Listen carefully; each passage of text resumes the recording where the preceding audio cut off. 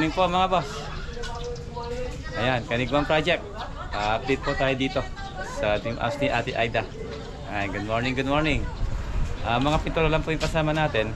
Tapos, sinatapos na lang yung hanging cabinet dun sa kitchen. Tayo naman po, maglalagay tayo ng mga ilaw dito sa mga canopy.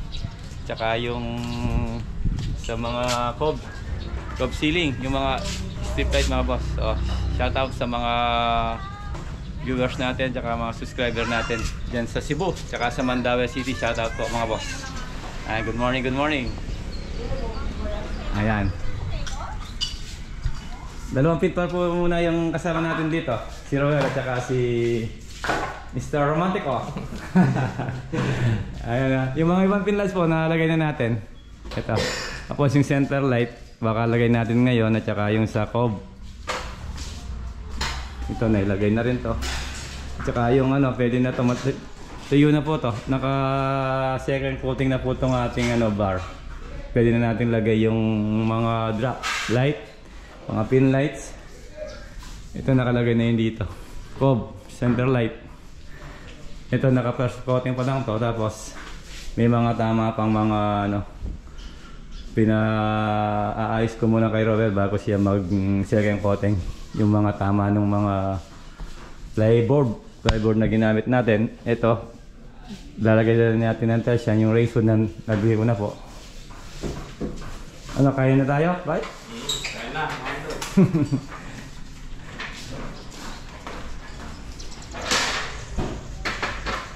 ito, pwede na rin i-finish to.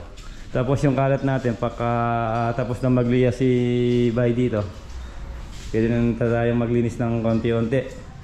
Nagliliya muna sa mga takip ng hanging cabinet natin. Yan, no? Liya po. Tapos final coat na. Medyo mabusisi po yung pagpintura natin dito. Kailangan malinis, pulido, rabay ang ating ano, ang ating hanging cabinet.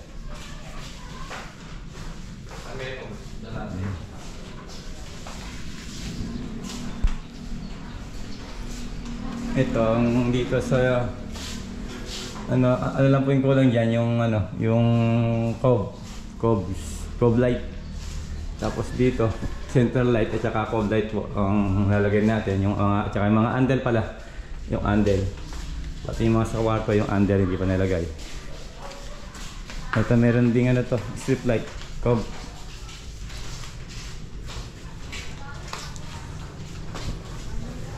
Ito lalagay natin yung ano, yung mga ilaw dito, surface na pinlight po yung lalagay natin.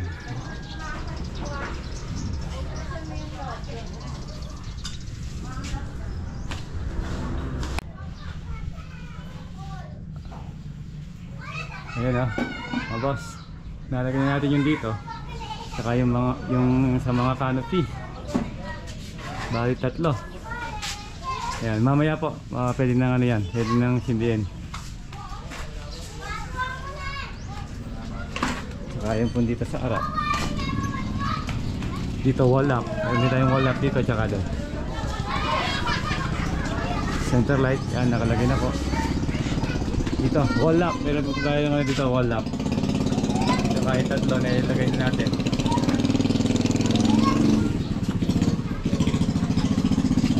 Ito yung ating mga ilaw. Ayan o, panel light. Bali ano yan, 12 volts po yan.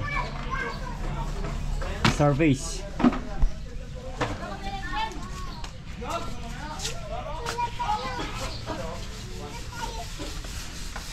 So yan, tapos mamaya ito naman sa central light tsaka yung mga cob ceiling. Yan, masilya. Alright. shout out mga idol. Shout out. Diyan mata, nandun na po sa ano, sa project natin sa plaza. Nandun na siya. Ang pagbabalik ni Diyan mata.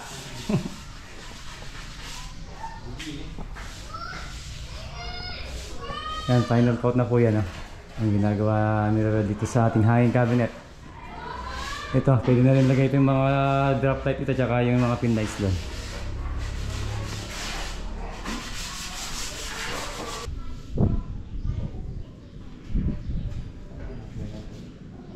Tapos naka-primer pa lang yan, pero makinis na. Gawa ni Bombay. Tapos yan, final paint natin yung enamel, Boysen. Ito pala mga boss yung ating center light. Ayan, tapos yung strip light natin, ito, driver. Lalagay po natin dyan yung center light, tsaka yung yung strip light. Tapos ito yung sa kulang dun sa ating pin light dun sa sulok. Mamaya din i-store din natin yan.